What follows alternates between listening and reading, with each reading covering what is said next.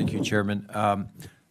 First off, I want to recognize something that I'll paraphrase from Senator Schatz and Senator King, who have often both said there's no silver bullet here, but there is silver buckshot.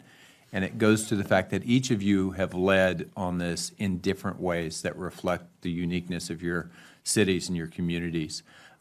If there's one thing that you would simply want to share with other cities around the country and around the world that you feel like you've done particularly well as you've started this journey, what would that story be? And we'll just start with you, Mayor Bottoms, and go right across.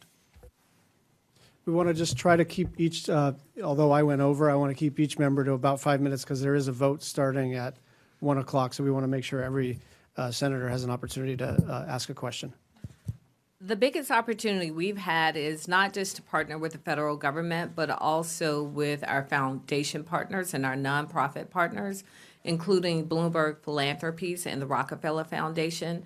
They have been incredibly helpful and insightful in helping lead Atlanta to chart a course on this issue, and also to working with us, understanding what our equity issues are in our city, to help frame it in a way that it's not somebody else's conversation, but it's important to all of our communities. So I would just say that any leader of any city who's not engaged with one of the nonprofit partners who are leading in this area, I would say they're missing a tremendous opportunity. I think it's creating the Department for Resilience and Climate Change. You know, mayors come and go. I'm termed out in 2020. You don't know who comes after me. But if there's this department that's focused, because we're talking about something, as you mentioned, there's silver buckshot, but it's not one shot. It's multiple shots over a period of time, next 40, 50 years. And so how do we continue to build on the platform of those who came before us? And I think if you institutionalize it and fund it and staff it, you're going to have more success in making sure we stay the course. The other thing I would add, and it was mentioned, you know, Rockefeller's 100 resilient cities and Bloomberg's 25 cities. There is something to be said about gathering a lot of people in one place and sharing best practices, and also giving support and hope to continue this fight. And many of you have been in Jerry Brown's Climate Action Summit in San Francisco about a year and a half ago is another example of the world really gathering. I think these are important, and support from all of you to provide those type of platforms are very helpful.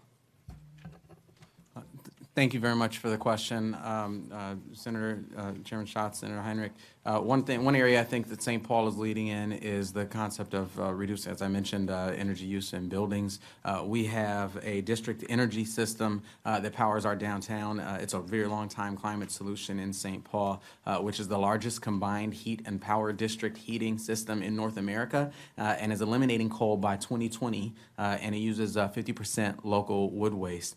To Mayor Wheeler's point, you know, connecting the opportunities to reduce emissions with the opportunities for economic sustainability and growth in our community is a must. And we've successfully been able to partner with our private sector, including our businesses downtown. We recently launched what we call Race to Reduce, which is essentially the TV show Biggest Loser for buildings, where we're challenging commercial buildings to benchmark their energy reduction, and we've worked together. We have over 100 buildings downtown and across our city that have signed up for that, and have worked together to significantly reduce the carbon emissions that we are seeing from buildings in St. Paul. Partnership is the new leadership.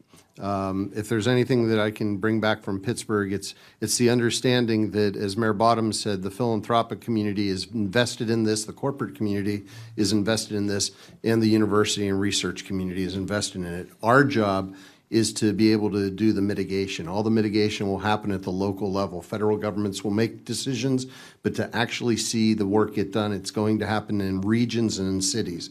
And we don't have a structure of government to be able to do it without partnerships. So we've partnered with the University of Pittsburgh's Swanson School of Engineering to develop a district energy plan so that we're not getting our energy from a coal-burning facility 50 miles away, but we're developing it in the neighborhoods in order to be able to use renewable energy to fuel Pittsburgh.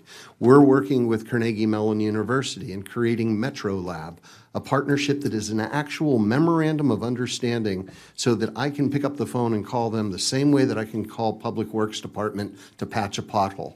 In that system that I talked about traffic signals that actually learn, that are using predictive analytics and artificial intelligence, are in place in our city, and a company is being born from it. That type of a partnership is how we address this issue head on and at the same time be able to check a lot of boxes.